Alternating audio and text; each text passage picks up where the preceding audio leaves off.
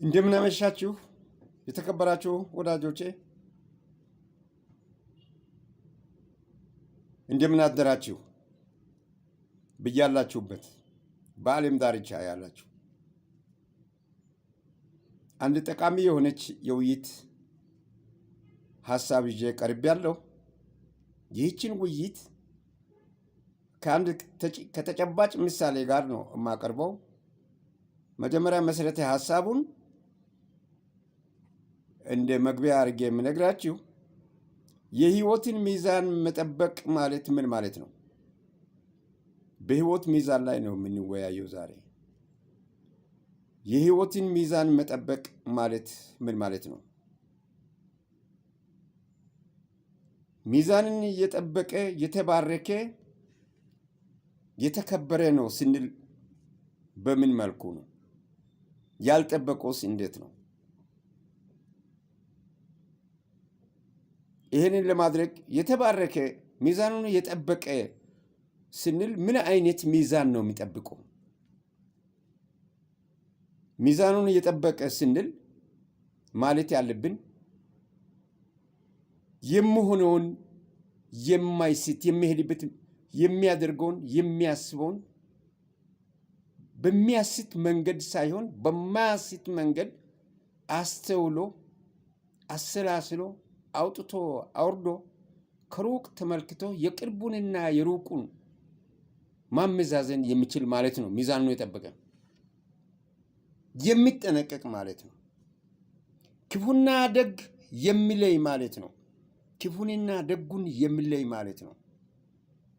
ዲፕሎማሲ ያ ማለት አሁን በአሁኑ ቋንቋ ዲፕሎማሲ ከውጭ ጠላትም ከውስጥ ወዳጅም ከተለያየ ሁኔታዎች ጋር በመመሳጠር ሁሉንም ነገር አጀስት አድርጎ መሄድ የሚችል ነው። ሚዛኑን የጠበቀ የህይወት ሚዛኑንም የሚያሳምም ነገር ሳይሆን ለጤናው የሚስማማ ምግብ መርጦ እንደሚበላ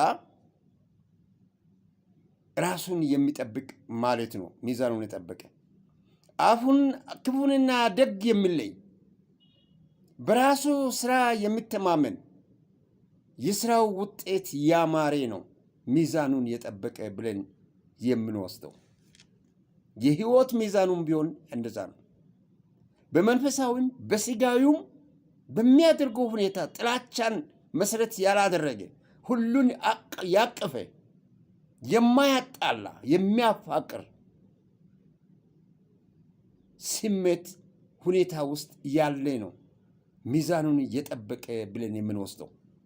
ይሄንን ሚዛኑን የጠበቀ ብለን በዚህ ላይ አላስረዝምም፣ ብዙም ማብዛት ትችላላችሁ።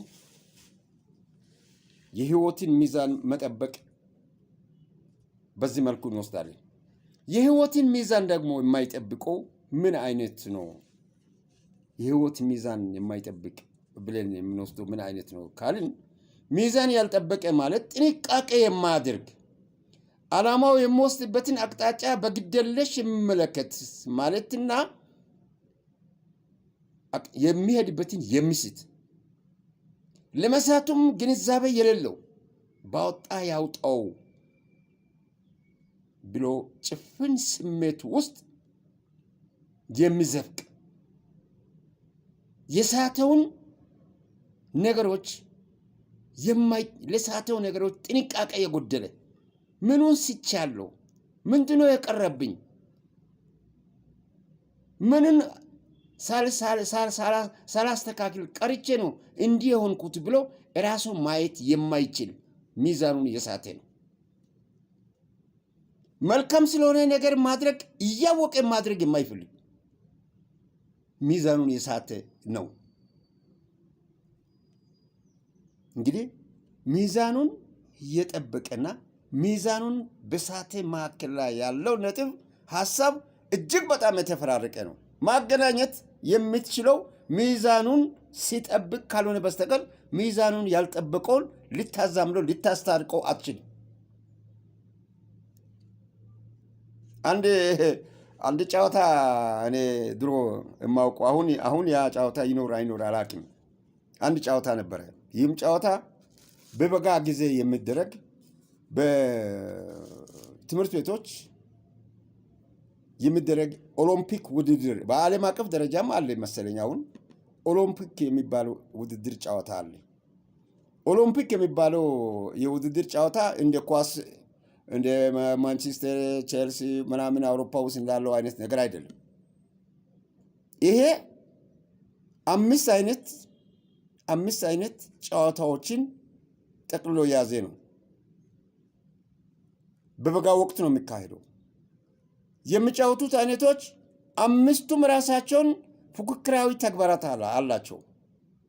አምስቱም የራሳቸው ፉክክራዊ ተግባራት አላቸው። ግን በፉክክሩ ውስጥ ያለው ልዩነት፣ በፉክክሩ ውስጥ ያለው የመጨረሻው ውጤት የሚያደርሰውን ተፎካካሪውም አያውቅም። ቢያስረዱት ምናልባት እኔ አልተረዳውም በወቅቱ፣ ሌሎች ተረድተው ተፎካክሩም ከሆነ አላውቅም።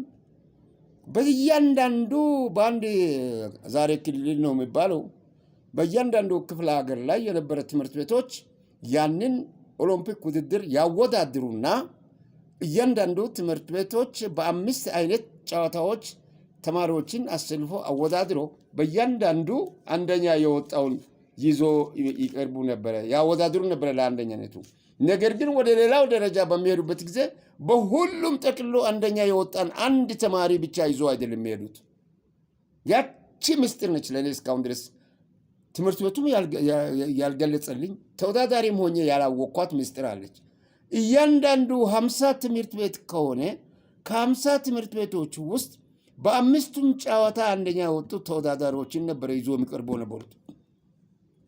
ለምን?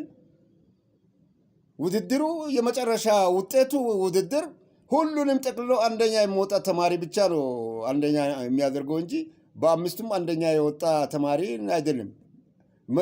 በአንድ ትምህርት ቤት ውስጥ አምስቱም ጨዋታ የሚጫወተው ውድድሩን የሚካፈለው አምስቱንም ያጠቃለለ አንድ ተማሪ ከሆነ አንዱን ብቻ ነው ይዞ ማሄድ የነበረበት ወደ ሌላው የሚቀጥለው ዙር ጨዋታ ውድድር ለመካፈል። ይሄ አይደረግም ነበረ።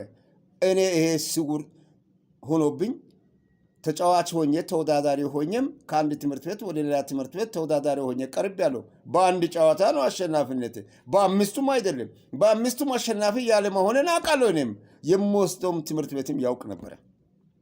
እንግዲህ የዘመኑን ነው፣ አሁን እንዴት እንደሆነ አላውቅም። ስለዚህ ከነዚህ አንዱን ወይም ሁለቱን ሳይሆን አምስቱንም ግብ ማሸነፍ የቻለ ነው አሸናፊ የምሆነው። ከ50 ትምህርት ቤት ከተሰበሰበው ተማሪ ውስጥ 50 አይደለም አንደኛ የሚፈለገው፣ አንድ ተማሪ ነው የሚፈለገው። አንድ ተማሪ ነው ሁሉንም ጨዋታ አሸናፊ ሆኖ የሚወጣው። ይህንን ለማግኘት አይከብድም ወይ? ይህን አስቡ እስቲ። ይህንን እንዲህ ያደርጋል እንዲህ ይሆናል ብላችሁ የምትገምቱ ካላችሁ እኔ አልተረዳሁም እስካሁን ድረስም ያለሁበት ሁኔታም ተጫውቼ አልፌያለሁ። ግን የተናገርም ትምህርት ቤቱም አላስተማረኝም። አንተ በአሎሎ ወረዳ አንደኛ ከሆንክ በውሃ ዋና አንደኛ ስለማትሆን በቃ ብሎ አልተናገረኝም። እኔም አሎሎ ወረዳ አንደኛ ወርዋሪ ሆኜ ነው ሄድኩት። እዛ ጋር ሲሄድ ሌላ ነው ለካ። አሎሎ ወርዋሪ ከኔ ጋር የነበሩ ከሌሎች ቦታ ላይ የመጡት ከሚወረውሩት መካከል ላይ አንደኛው ከአምስታችን ከ50 ትምህርት ቤቶች አሎሎ ወርዋሪ 50ዎቹ ወርውሬን ከ50ዎቹ አንደኛ የወጣው ወደ ሌላ ይሄዳል ቢባል ኖሮ የሌላ ነው። አምስቱም አሎሎ ወረወረው ሁሉንም ጨዋታ አንደኛ መውጣት አለበት። ይሄ ቁልፍ ሚና ይዘላል። ያን ቁልፍ ሚና እንዴት አድርገህ መፍታት ትችላለህ? ማለፍ ትችላለህ? ያንን ለማለፍ ብዙ ጥረት ያስፈልጋል። ብዙ ልምምድ ያስፈልጋል። አምስቱንም አንደኛ ለማውጣት የምታደርገው ፉክክር ሊኖር ይገባል። ካልሆነ ግን እንዴት አድርገህ አንድ ሰው አምስቱንም ጠቅልሎ አንደኛ ይወጣል? ይህንን ለማድረግ የሚችል ብቃት ያለው በዓለም ላይ አለ ወይ? ይህንን የሚያክል ጨዋታውን ብቃት አለው ብሎ ገምቶ ማቅረብ የሚችልስ አሰልጣኝ አለ ወይ? ይሄ ጨዋታ ለኔ በወቅቱ እጅግ ግልጽ ያልሆነና አሁንም ለኔ ግልጽ ያልሆነ ስለሆነ በዚህ ጨዋታ ላይ የምታዩት ነገር አምስቱንም አሸናፊ ለመሆን ገና ልምምድ ሜዳ ላይ ነው ራሱን ሚዛን ማስተካከል አለበት ተጫዋቹ። አንተ የምትወዳደረው አንድ ብቻ አይደለም፣ አምስቱንም በሙሉ አንደኛ እዚህ በምትማርበት ትምህርት ቤት አንደኛ ማውጣት አለብህ ብሎ ማሳመን አለበት። ያን አሳምነው የውድድሩን ለመግባት ትሬኒንግ ሙከራ ያላደረገው ተማሪ እንዴት አድርጎ ያንን ያደርጋል? ስህተቱ እዛ ጋም እንዳለ ለመገንዘብ እኔ እንደቻልኩ አሁን ስህተቱ እዛ ላይ እንዳለም እንዲታውቁ ነው። እና ሁለተኛ ሚዛኑን ላይ ሳይጠብቅ ለአሸናፊነት የሚያበቃ አምስቱንም ጨዋታ በእያንዳንዱ የራሱን ብቃት ለምሳሌ ማራቶን የሚሮጥ ከሺዎች መካከል ላይ አንድ ይወጣል። ግን ሺዎቹ አንድ ጊዜ ነው የሚሮጡት እንጂ በተለያየ ጨዋታ ውስጥ አይደለም። ሩጫ አይደለም። ኳስ ሜዳ አይገቡም። መረብ ኳስ አይጫወቱም። ሯጭ እንደገና ውሃ ዋና ውስጥ አይገባም። ሯጭ በሩጫው ነው አንደኛ ወጥቶ የሚሸነፈው። እንዴት ተደርጎ ኦሎምፒክ ይህንን ጨዋታ በአንድ ጊዜ ይህን ያክል ህዝብ ከተሰበሰበበት ቦታ ላይ ከተመለመለበት ቦታ ላይ አንድ ብቻ ወስዶ ሌላውን አሸናፊ አይደለም ብሎ ለመጣል የሚያበቃ ነጥቡ፣ ሀሳቡ፣ ስልቱ፣ ፍላጎቱ ለምንድን ነው የሆነው የሚለውን ነው ራሴ እኔ እስካሁን ድረስ ሳስብ የነበርኩትና ሚዛኑን ለመጠበቅ ራሱን ሚዛን ለመጠበቅ መዘጋጀት ያለበትን እንዳይዘጋጅ ተደርጎ በአንድ ጨዋታ እንዲዘጋጅ ከተደረገ በኋላ ያ መንፈስ ያ ሀሳብ ተመልሶ ሲመጣ አዲስ ነገር ስለመሆን ያልገባኝ ጨዋታ ነበረ። ሚዛኑን የሚጠብቅና ሚዛኑን የማይጠብቅ ልምምድ ሜዳ ያልገባ ምንም አይነት ልምምድ የሌለውን አሰልፎ ወደ ከፍተኛ ውድድር ደረጃ እንደሚሄደው ትምህርት ቤት አይነት ሁኔታዎች በውስጣችን እኛ እያካሄድን ያለ ነው። አሁን ከዛ ውድድር ከዛ ልምድ ሁኔታው ውስጤ ገብቶ የተረዳሁት ይሄንን ነው። አንድ ሰው አምስት አይነት ሙያ ይዞ በአምስት አይነት ሙያ መኖር ይሰራል ብሎ መገመት ይከብዳል። በአንዱ ሙያ ራሱን ማስተካከልና ሚዛኑን መጠበቅ የማይችልን በአምስት ሙያ ሚዛንን ጠብቅ ብሎ ማስገደድ አስቸጋሪ ስለሆነ ሚዛኑን መጠበቅ ካለመቻሉ የተነሳ ሲዘባረቅ የሚታየው የሚችለውን ሚዛን ለራሱ የሚያውቀውን ሚዛን የሚያስት ሁኔታዎች ውስጥ ገብቶ ምንቦጫረቀው ከዚህ የተነሳ ነው። አይ ማራቶን የሚሮጠውን ውሃ ዋና ግባ ብዝል ሰምጦ ይሞታል። እዛ ውስጥ ሰምጦ ኦሎምፒክ ውሃ ዋና አለው።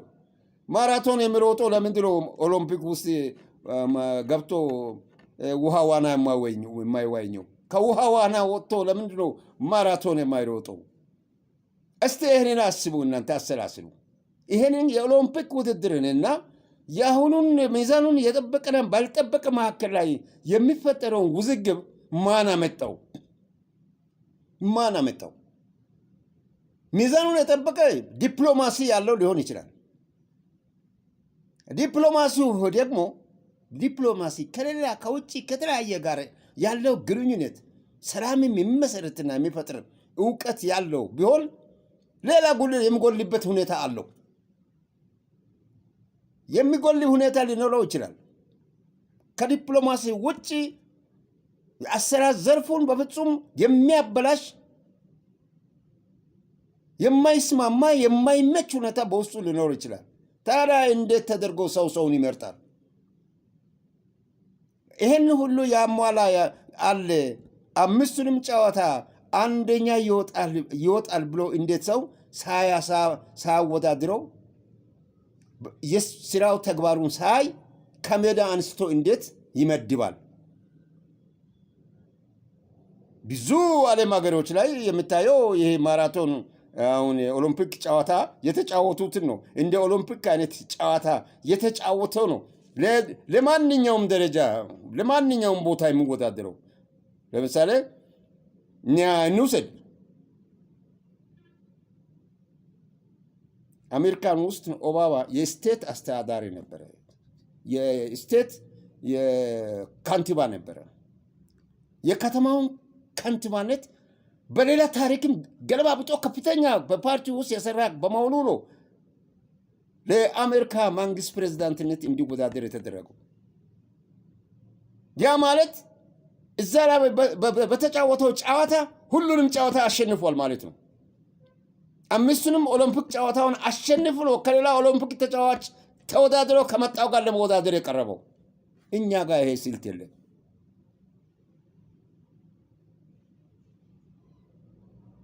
እኛ ጋር ይሄ ስልት የለም። ይሄ ጨዋታ ስልት የለንም።